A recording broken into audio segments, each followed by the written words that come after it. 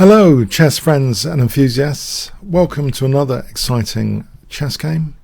So in this game we see Ding Liren with the white pieces playing against Gukesh with the black pieces. This is the 2024 FIDE World Championship round 8. So we see the English opening, c4 from Ding Liren. We see e5, so it's a bit like a reverse Sicilian so far. If you think about the Sicilian defense, it's often e4, c5. So this is, you could say it's like a reverse Sicilian. So knight c3, we have bishop b4. Knight d5 is played. Now I have ventured sometimes in blitz games with g3, so bishop takes c3. Let's say b takes. This might be the best choice theoretically, and we get a position which is about even. If we play with d takes, which I have had some success but also lost games with on occasion in blitz, the thing is black can actually set up a nice c5 square here. Either a4 is going to be nice for black, or if we played a4, the problem is black gets a pretty decent position. If instead after a5, if we played a4 here, black gets to use the c5 square, so that's not particularly appealing for white after this. And yeah, that can be positionally outplayed from here. So it's nice to actually play knight d5 just to get out of these issues of bishop takes c3. Okay, so we have bishop e7. If the bishop goes to a5, b4, bishop b6, c5, c6. Curiously, with the latest legends, there's actually an interesting move here if you want this territory in your own games. Bishop b2, looking at e5, looking at g7. C takes, bishop takes e5, f6. This is going to be an advantage for white here. Or, more simply, just take the bishop immediately. And here, b takes a7. This should be an advantage for white as well. So bishop a5 is not particularly good. Bishop c5, e3, we're looking forward to d4 here, so this should give white a small edge, or b4. This position should be a small edge for white overall. So anyway, the bishop goes to e7, knight f3, d6, g3, c6. Now we have moved the same piece twice here as white, but it doesn't matter overall. Getting the bishops, giving us the bishop here, the classic bishop here, but the position's not that open. In fact, f6 is a curious move. There's no bad dark square bishop locked in behind pawn, so it's more justified than usual to set up this solid triangle. e4 would be a positional mistake in my view, after knight d4, d5, the undermining move d3, and this is going to give white a pleasant advantage. So f6, is played. We see white castling, bishop e6, b3, d5,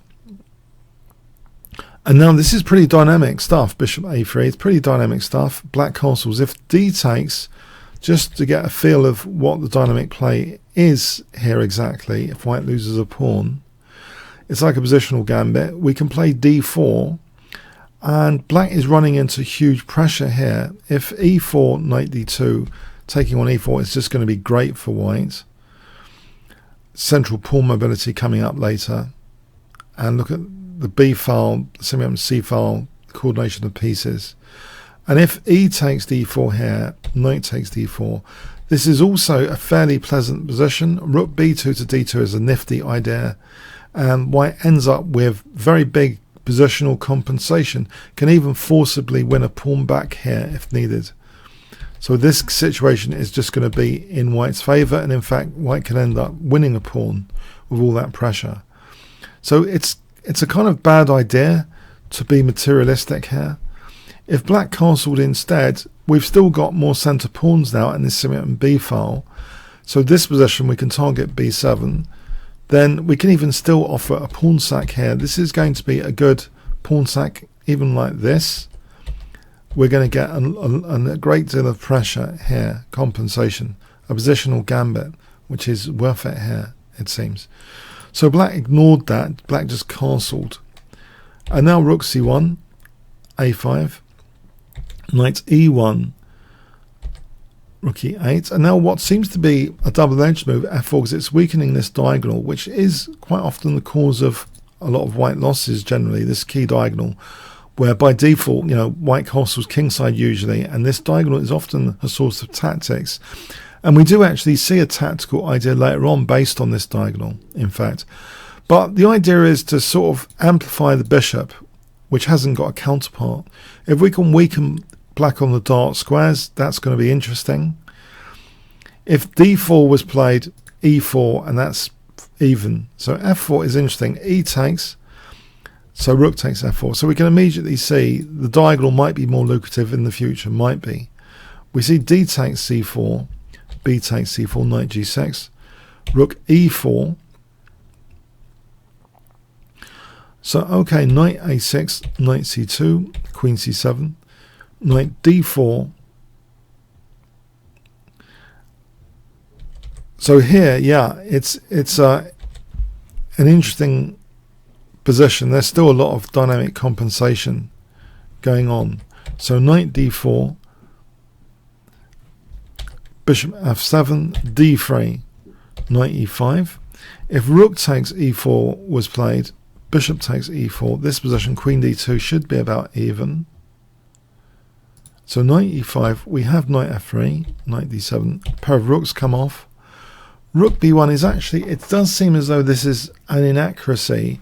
So this weakened diagonal, I said it's like a source of tactics when our king's exposed. There's unexpected tactics. Having studied a lot of Fischer games, Fischer with black is often pouncing on this diagonal at crucial points when this diagonal is like weakened. Or a towel. This diagonal is often very useful when the f-pawn's missing. And yeah, this move does seem like an inaccuracy. Bishop b2 by contrast, knight e5, let's take this example, knight takes e5, queen b6 tactic could emerge here because there's no bishop d4. This position runs into equality, funny enough.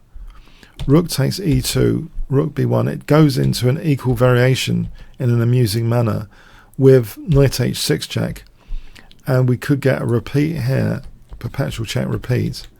If king f8 instead, queen h5 is winning for white. This is just a winning position for white. And as part of this fun perpetual check line, so this position, if, let's go into that perpetual check line again, it's just for amusing variation. If g takes, queen g4 check, queen c8 is checkmate. So yeah, bishop b2 does have some fun and games trying to use this diagonal tactically. Yeah, there's a source of tactics here to kind of try and leverage for black. That's just an amusing example. If queen b6 had been played immediately, there's just bishop d4 here. After c5, white does have a small edge, and the diagonal seems cozier now. The king seems cozier. It's a small edge for white. So yeah, so that line could actually go into equality, but we have rook b1. And now, yeah, what resource do you think black has here? Yeah, it's interesting, b5. So c takes is played, funny enough. I mean, there are options. But actually, yeah, let's just go with the game on this occasion. C takes is played. The game is complicated enough. Okay, so queen b6 check is played. If c takes, we're just playing rook takes b5. There's no penalty there with advantage for white. So queen b6 check, king f1. If the king had gone to h1, c takes, you might think this is more intuitive to put the king on h1. But in this particular position, it does seem black's getting a nice advantage. There is a benefit of the king holding e2, that the queen's freed up more. It's like overprotecting or a kind of weak point, e2. So we see c takes, and now bishop b2. If bishop h3, it should in theory be okay, quite nice for black. This position should in theory be to black's advantage. Bishop b2 offers the a2 pawn, which is taken. Bishop d4, knight a to c5. This could be the case of the wrong knight. Sometimes we see cases of the wrong rook. This might be the case of the wrong knight here. If knight d to c5, this pin doesn't seem such a big deal. Queen d6, bishop f2, bishop h5, and there's pressure on e2. We play knight e4, knight takes, d takes, say the queen's come off. It ends up, it looks as though black should have advantage at the end of all of this. These two passed pawns have some prospects, it would seem, at least. So knight h5, so why is this the wrong knight? We see rook c1, and now bishop b3 inaccuracy. There are better moves, but let's go with it. Queen e1, if queen takes b3 check, this is just a losing position for white, after rook takes e2 especially. So queen e1, bishop e6 is a more definite mistake. There are better moves here, but let's just go with the game continuation. So queen f2, rook c8. So the thing is, yeah, if b4, we are going to just snap off that piece. It's not as if the passed pawns magically queen here. Knight d4 puts a stop to anything. For example, b3, knight takes e6, and this is a disaster for black. So rook c8 is essentially forced. We have bishop e3, which opens up the idea of playing for d4. The bishop protects the rook. d4, that's an unprotected rook on c8. We have rook c7. So just to show the threat, h5, d4, and knight moves, we just take on c8. Queen a6 does protect the rook, but just drops the piece. And this position with a4 is not convincing. White's big advantage there. So rook c7 keeps the rook protected. And now here is the moment of a lot of excitement in the spectators in the live stream. Can you see a move which might be promising, but it's not so clear-cut as I thought at the time? Knight e1 does seem winning, but it has to be with best play. Knight d4 was played, but knight e1 seems as though it would have been winning. So knight e1, why is this winning? Okay, so it's covering the e4 square, which means d4 and then d5 is on the cards. I'll show you the threat. h5 token move, just to show the threat. d4. So we can see there's no knight e4. We can just take that. Knight moves, then d5. So we're hitting b6. We're hitting e6.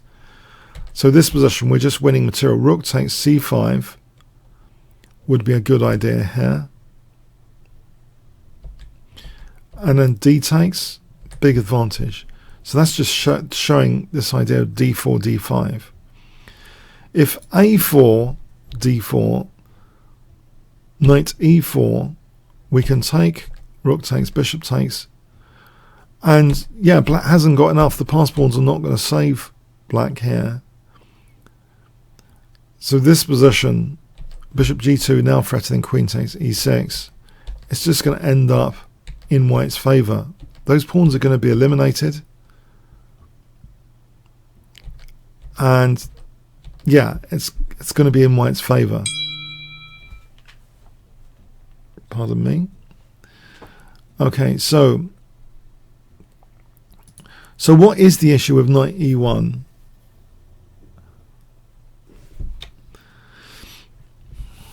Okay, so bishop f7, I would say, is the main line to stop this nonsense, this threat of d4, d5. And the funny thing is here, a move which was good is now bad, which often happens in the nuances of chess positions. The move that was good that we've just seen, d4, just backfires because of knight b3. So we haven't got any goal of d5. Our rook's hit. And if we take here, this is just better for black. Small advantage for black. But it turns out here that there is indeed a method against bishop f7, which, although it neutralizes d4, d5, well, there's because it's knight b3. The thing is, this is just crazy tactical stuff. I would say bishop f4 becomes a great move here.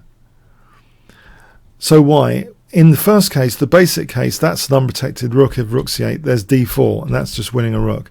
That's the basic case. The more subtle case, rook b7, well, not that subtle. Bishop takes b7, not so subtle. Rook a7 is the more subtle. Bishop a3. So now we are threatening to potentially win material in various ways. So if we ever take, and let me just put an example on the board. A4, bishop takes d7, knight takes. We get access, for example, to rook c8 check, which could be dangerous because that's absolutely winning here. If knight f8, we take the queen. So this would be a very high pressure situation for black after bishop h3. And let's say queen b7.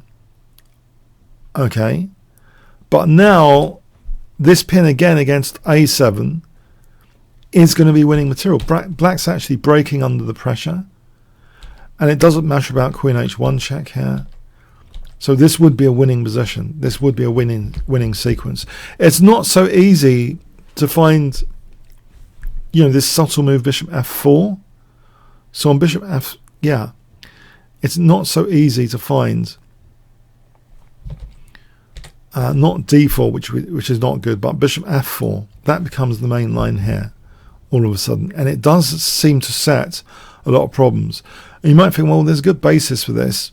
The bishop pair, right? Kingscrusher, yeah, you're right. There is a good basis for white, foundation for white should have the advantage. We're always worried about these passed pawns, but here it's going pretty quickly to exploit the situation. If knight e5, we go with d4.